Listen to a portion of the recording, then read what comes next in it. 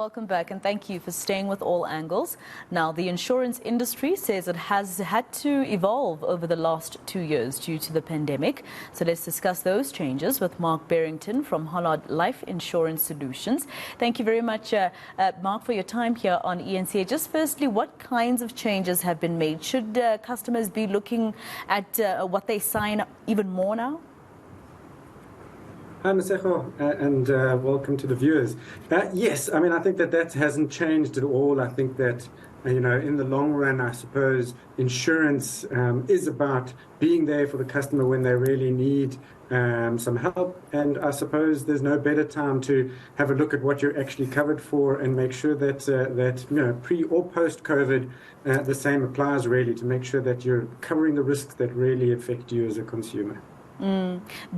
Is there any mention in any company, including yourselves, of making sure that customers have been vaccinated for COVID, for instance? I know in the midst of the pandemic, I guess when we were all working out, what the impact of the vaccine was on mortality rates and the likes, yes, there were some insurance companies that went down that route and required, vaccines, or at least allowed for loadings when people weren't vaccinated. I think a lot of companies now, post the pandemic, have realized, the true extent of the vaccinations and the likes. And I think that has somewhat come off the boil a little bit, and to understand really the impact of what those vaccines have broadly on COVID and post-COVID kind of risks. I don't know, but I'm pretty sure that you also discuss with medical teams, doctors, etc., scientists, especially as an insurer that gives life insurance to customers, right? Are you getting any word from the medical fraternity about more illnesses, especially from people who, for instance, had COVID? Maybe somebody suddenly now has an induced asthma from having COVID before suddenly, and they were never born with the illness, etc. Are you finding that there's more of that happening right now? Interestingly, and this is more anecdotal than having kind of broad studies and the likes, is there has been some kind of increase in some of those kind of comorbidities post-COVID. So it's definitely shown somewhat of an increase. I mean, we're not really sure at this stage about how long-lasting those impacts are going to be, the kind of true nature of them. So yes, we as an industry, we're watching, we're monitoring, we're seeing the trends around that. To your point around, COVID did have an impact on the respiratory system of people. Does that impact on long-term asthma and the likes? Those are things that we're tracking on a very regular basis. We're working with global reinsurers who's got a much broader spectrum to understand the risks and kind of ultimately the healthcare related elements post-COVID.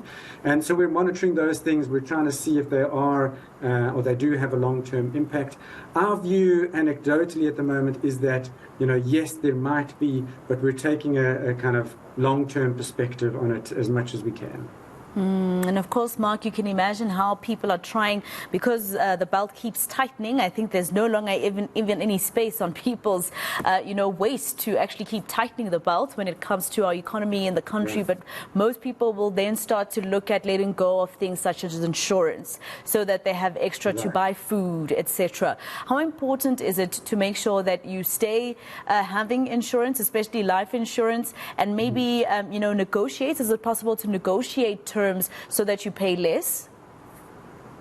So you're touching on a really important point, is that the post-COVID consumer has had quite a lot of change, right? So there's been a change across a whole host of different things. I mean, I think COVID brought into focus the idea that people really need to be thinking about the future. What happens to their friends, family, and otherwise if they're not around to necessarily, put bread or milk on the table. So taking a stronger view in terms of, beyond my, potential tragic circumstances that I might not be around, what is it that I'm going to leave behind for my family? So people have taken a longer term view.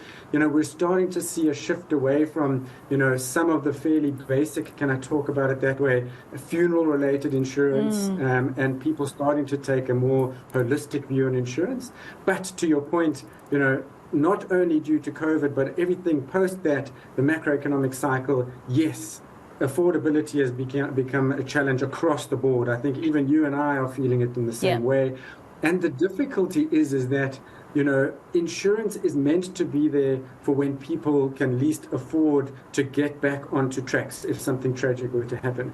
Now, when things are a little bit tight, cancelling insurance is probably one of the biggest risks that you can take, because it's not only a case of I can't afford to have the insurance, but I can't afford to have that risk, or at least be able to afford that risk anymore. So it is a real concern for us as an industry to make sure that consumers have that resilience, and we are starting to see a little bit of that coming through, that people are reassessing their budgets and the likes.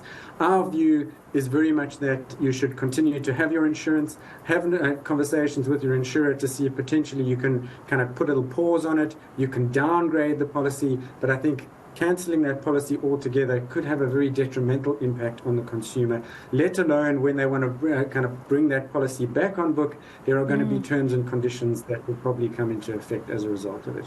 Exactly. Well, thank you very much for your time. Mark Berrington, he is the Head of Strategy and Insight at Hollard Life Solutions.